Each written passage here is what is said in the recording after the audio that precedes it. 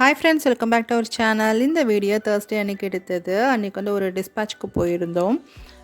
எப்பவும் ஒவ்வொரு தடவையும் வந்து பார்த்திங்கன்னா ஏதாவது ஒரு புது ரூல்ஸ் வந்துடும். இன்றைக்கி வந்து எல்லாமே பர்ஃபெக்டாக வச்சுருக்கோம் அப்படின்னு நினச்சிட்டு இருந்தேன். ஆனால் லாஸ்ட்டாக வந்து ப்ராடக்ட் கோடு சொல்லுங்கள் அப்படின்னு சொல்லிட்டு கேட்டாங்க. ப்ராடக்ட் கோடு எப்படி ரீசேல் ப்ராடக்ட்டில் அப்படின்னு சொல்லிட்டு யோசிச்சுட்டு ஆன்லைனில் பார்த்துட்டு அதுக்கப்புறம் ஹெட் ஆஃபீஸ்லேயே கேட்டு போட்டாச்சு. அதுவே வந்து ரொம்ப லேட் ஆயிடுச்சு. வீட்டுக்கு வரத்துக்கு 12 கிட்ட ஆயிடுச்சு. அதுக்கப்புறம் மதிய சாப்பாடு வந்து பார்த்திங்கன்னா அம்மா எல்லாமே ரெடி பண்ணி வச்சுருந்தாங்க. மொச்சக்கட்டை குழம்பு மட்டும் நான் பண்ணுற மாதிரி இருந்துச்சு. நான் போகும்போதே சொல்லிட்டு தான் போயிருந்தேன், நான் வந்து பார்த்துக்கிறேன் அப்படின்ட்டு. இதுக்கு வந்து பூண்டு அதிகமாக சேர்க்கணும் இல்லையா? தக்காளி, வெங்காயம், பூண்டு, அதுக்கப்புறம் மொச்சக்கட்டை இது எல்லாத்தையும் சேர்த்து ஒரு 5 விசில் வச்சு எடுத்துக்கணும். இதுக்கு தேவையான மசாலான்னு பார்த்தீங்கன்னா சிக்கன் கறிலாம் வைப்போம் இல்லையா? சேம் அதே மாதிரி தான். லைட்டாக மஞ்சள் தூள் சேர்த்துட்டு மிளகு, ஜீரகம், மிளகாத்தூள், மல்லித்தூள் அவ்வளோதான்.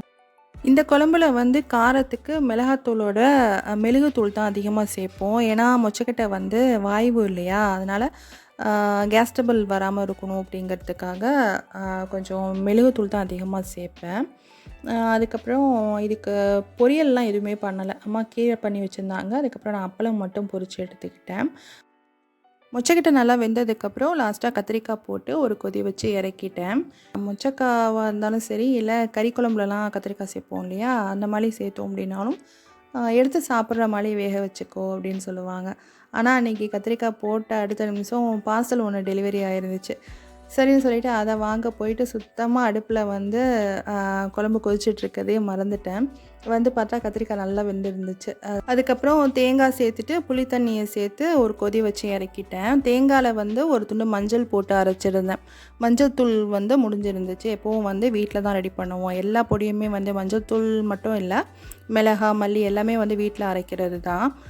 மசாலா ஐட்டம் பொறுத்த வரைக்கும் கடையில் வாங்குறதுன்னு பார்த்தீங்கன்னா கரம் மசாலா, அப்படி இல்லைனா சிக்கன் 65 இந்த மாதிரி மட்டும்தான். ஏன்னா எப்போவாச்சும் அது அர்ஜெண்ட்டாக தேவைப்படுறப்ப டக்குன்னு வாங்கிக்கிறது. மற்றபடி ரெகுலர் யூஸ் மசாலா எல்லாமே வந்து அம்மா தான் ரெடி பண்ணுவாங்க. அதுக்கப்புறம் தாளிக்கிறதுக்கு வந்து பார்த்திங்கன்னா தாளிப்பு வடகம் சேர்த்துட்டு கொஞ்சமாக பெருங்காயம் தூள் சேர்த்து தாளிச்சிக்கிட்டேன். சாப்பிட்டு முடிச்சுட்டு ஈவினிங் வந்து வாங்கி வச்ச பார்சலை ஓப்பன் பண்ணலாம் அப்படின்னு ஓப்பன் பண்ணி பார்த்தா ரொம்பவே சாட்டிஸ்ஃபைடாக இருந்துச்சு. ஏன்னா லாஸ்ட் டைம் ஆர்டர் பண்ண குக்கர் வந்து ரொம்ப வெயிட்லெஸ்ஸாக இருந்துச்சு. சேம் இதே பிராண்டு தான் ஆர்டர் பண்ணியிருந்தேன். ஆனால் அது வந்து பார்த்திங்கன்னா ரொம்ப வெயிட்லெஸ்ஸாக இருந்துச்சு.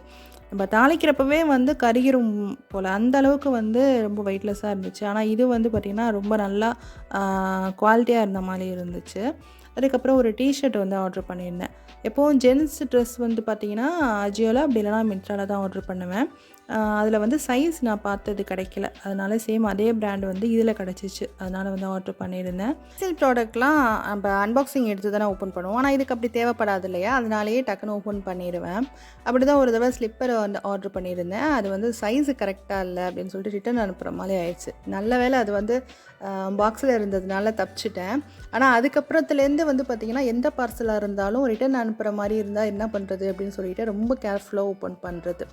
இந்த பேக்கோட குவாலிட்டி எப்படி இருக்குன்னு இன்னும் போக போக தான் தெரியும் யூஸ் பண்ணதுக்கப்புறம். பார்க்குறதுக்கு நல்லா இருந்துச்சு. ஸோ அவ்வளோதான். இந்த வீடியோ உங்களுக்கு பிடிச்சிருந்துச்சுன்னா லைக் பண்ணுங்கள், சப்ஸ்கிரைப் பண்ணி வச்சுக்கோங்க. பக்கத்தில் இருக்கிற பெல் ஐக்கானையும் ப்ரெஸ் பண்ணிக்கோங்க. தேங்க்யூ ஸோ மச் ஃபார் வாட்சிங்.